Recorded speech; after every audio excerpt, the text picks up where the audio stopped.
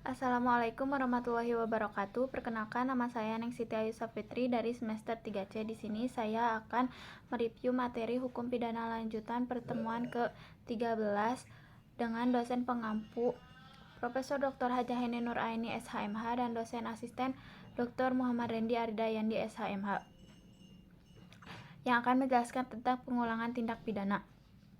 Yang perlu diperhatikan adalah bahwa saat pengulangan dihitung sejak adanya putusan hakim yang berkekuatan tetap. Jadi tidak disyaratkan apakah jenis pidana yang dijatuhkan oleh hakim sebelumnya, dan juga tidak disyaratkan apakah pidana yang dijatuhkan itu baik untuk sebagian atau seluruhnya. Pengenaan pemberatan pidana untuk residip kejahatan sejenis ini berbeda-beda, yaitu 1.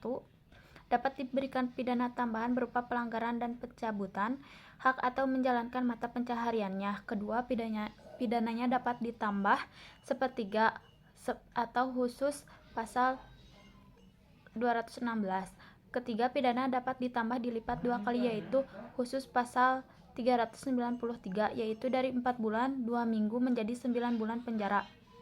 Residip kejahatan-kejahatan tertentu yang termasuk kelompok jenis hanya diatur dalam 3 pasal, yaitu diatur dalam pasal 486, pasal 487, dan pasal 488 KUHP.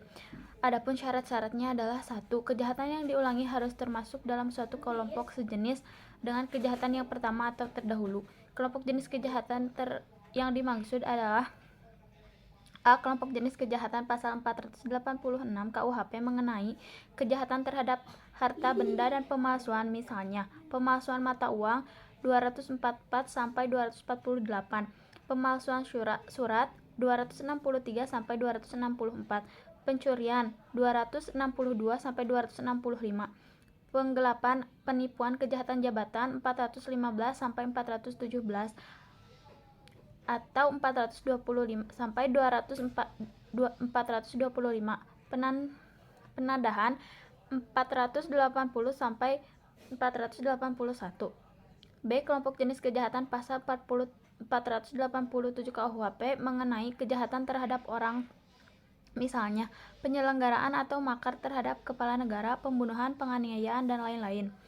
Kelompok jenis kejahatan dalam pasal 488 KUHP mengenai kejahatan penghinaan dan berhubungan dengan penerbitan atau percetakan, misalnya penghinaan terhadap presiden atau wakil 134 sampai 137, penghinaan terhadap kepala negara sahabat 142 sampai 144, penghinaan terhadap penguasa atau badan umum 207 sampai 208, penghinaan terhadap orang 310 sampai 321, kejahatan penerbitan dan percetakan 483 sampai 484.